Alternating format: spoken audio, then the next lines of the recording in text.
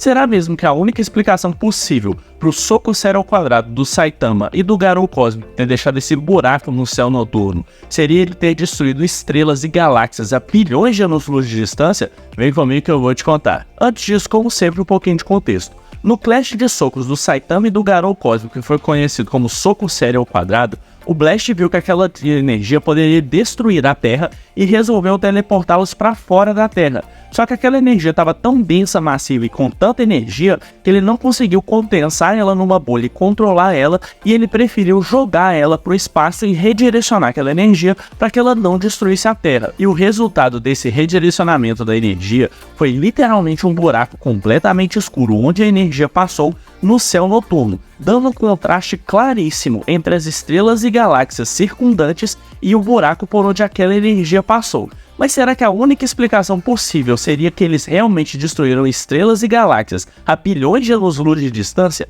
Eu acho que não. Contudo, eu preciso fazer um adendo aqui no início do vídeo. Tem muita gente que fala que eles não destruíram galáxias, que eles sim destruíram estrelas nesse processo. Shonen, se o Murata ou o One confirmarem posteriormente que na verdade o que foi destruído nesse buraco que você está vendo foi realmente tudo que foi destruído desde a Terra até mais ou menos a extremidade do universo, sim, eles destruíram galáxias nesse processo, e não foram poucas galáxias. Isso que você está vendo lá em cima é mais ou menos uma representação do que a gente vê aqui da Terra, do nosso céu noturno, com várias constelações. Lá em cima está essa constelação, que é a constelação de Ursa Maior. E no século passado, um astrônomo brilhante chamado Robert Williams resolveu pegar o nosso telescópio mais potente da época, que seria o Hubble, e dar um zoom gigantesco numa área escura perto dessa cauda da ursa que você está vendo aqui. E esse foi o resultado. Lá naquele círculozinho preto que você está vendo perto da cauda de ursa maior, foi dado um zoom com o melhor telescópio que a gente tinha disponível até então, por vários dias, e depois a imagem que formou surpreendeu a todos. Eles já esperavam encontrar alguma coisa lá, inclusive galáxias. Só que nesse campozinho pequeno, quando a gente deu um zoom muito grande, foram encontrados aproximadamente mais de 3.000 galáxias. E Shonen, só para você ter uma noção, a gente tá aqui na Via Láctea, mais precisamente em um dos braços espirais dela. Mal dá para ver a Terra. Agora, coloca da perspectiva de quem está olhando da Terra para o espaço. Da perspectiva da Terra, na hora que você olha para a constelação de Ursa Maior, ela já não parece grande coisa. Agora, aquele pedacinho ali, perto da cauda da Ursa Maior, que foi dado um zoom, foram achados mais de 3.000 galáxias. Shonen, num pedacinho daquele do céu noturno, que não representa muita coisa, a anos-luz de distância foram achados mais de 3.000 galáxias. Então sim, se futuramente o One ou o Murata confirmarem que tudo nesse buraco foi destruído até o final do universo pelo soco Cera ao quadrado do Saitama e do Garou Cósmico, provavelmente o que eles destruíram foram milhões ou mesmo bilhões de galáxias em seu caminho. Isso é com certeza muito impressionante.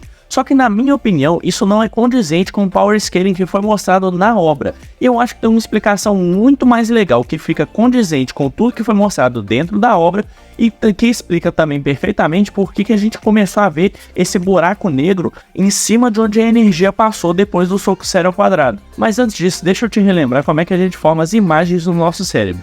Basicamente, a luz entra pela córnea, bate no cristalino onde ele é focado e ela bate lá na nossa retina para a gente ver o objeto. Então, basicamente, para a gente ver um objeto, a gente tem que ver a luz que está sendo emanada dele. Só que tem um porém, quando essa luz é desviada, a gente pode ver objetos onde eles não estão de verdade, porque a luz foi desviada, mas para a gente vai dar a impressão de que eles estão no local X ou no local Y, ou eles podem mesmo desaparecer. E isso acontece principalmente por causa de uma coisa chamada distorção gravitacional.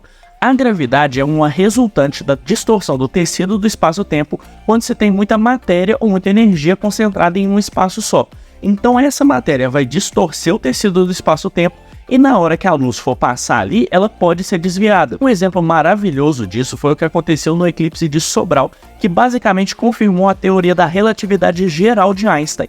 Essa estrela que você está vendo, a posição original dela, seria atrás do Sol, então da Terra não daria para ver. Só que por causa de um efeito de lente gravitacional, o Sol distorceu o espaço em volta de si de uma maneira tão abrupta, que ele distorceu literalmente o caminho que a luz ia percorrer e ela sofreu uma refração para que ela conseguisse chegar na Terra. Então a gente conseguiu ver um objeto que estava atrás do Sol por causa de uma distorção do tecido do espaço-tempo. E é claro que isso acontece com todo objeto que você vê no céu.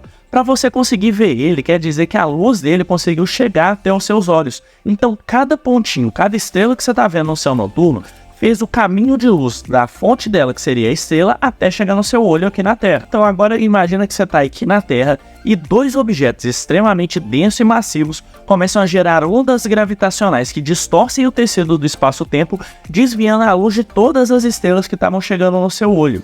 Basicamente, por você não estar conseguindo ver a luz dessas estrelas, o que você ia ver seria um grande borrão preto. E agora substitui esses dois corpos extremamente densos e massivos gerando ondas gravitacionais por um careca e um maluco cósmico lutando basicamente na nossa atmosfera e soltando uma rajada de energia que distorceu o tecido do espaço-tempo. João Pedro, mas você tá maluco? Você não falou que o que distorce o tecido do espaço-tempo seria corpos com massa gerando gravidade? Como é que a energia deles ia distorcer o tecido do espaço-tempo?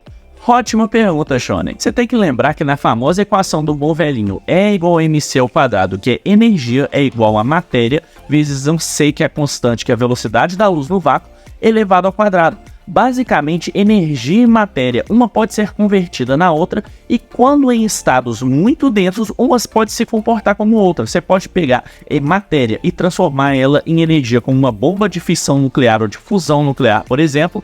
Do mesmo jeito, se você concentrar muita energia em um ponto só, ela consegue distorcer o tecido do espaço-tempo, similar a um corpo extremamente massivo. Então, Shonen, se o Saitama e o Garou estivessem lutando e aquela energia fosse dispersada pelo Blast em um caminho único, ela poderia gerar ondas gravitacionais que distorceriam o tecido do espaço-tempo, e aquela luz das estrelas e galáxias que estava chegando pra gente até então vai parar de chegar. Só que do ponto de vista do observador aqui da Terra, ou mesmo da atmosfera, a percepção dele vai ser de que, na verdade, criou-se um grande buraco vazio no universo. Mas, Shonen, isso não quer dizer que eles destruíram nenhuma estrela ou mesmo nenhuma galáxia. Quer dizer que eles distorceram o tecido do espaço-tempo e, por isso, a luz das estrelas e galáxias que continua lá não está chegando mais pra gente. E o que você veria exatamente como resultado seria um buraco escuro no céu sem nenhuma luz emanando diretamente dele. Então, Shonen, na minha opinião, falar que o Saitama e o Garou destruíram estrelas ou mesmo galáxias a bilhões de anos-luz de distância é um feito muito exagerado e não é a interpretação correta, na minha opinião.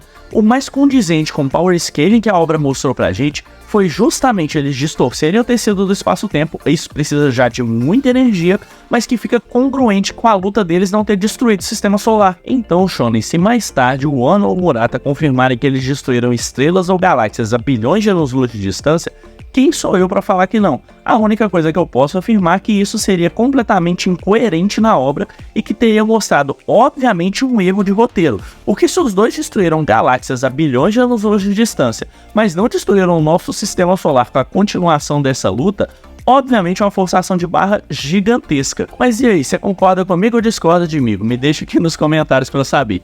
Se você gostou de assistir esse vídeo, não esquece de dar um like para me apoiar a trazer mais conteúdos assim para vocês. E se você quiser ver mais ciência aplicada ao mundo geek, me segue lá no meu perfil para ver mais vídeos como esse.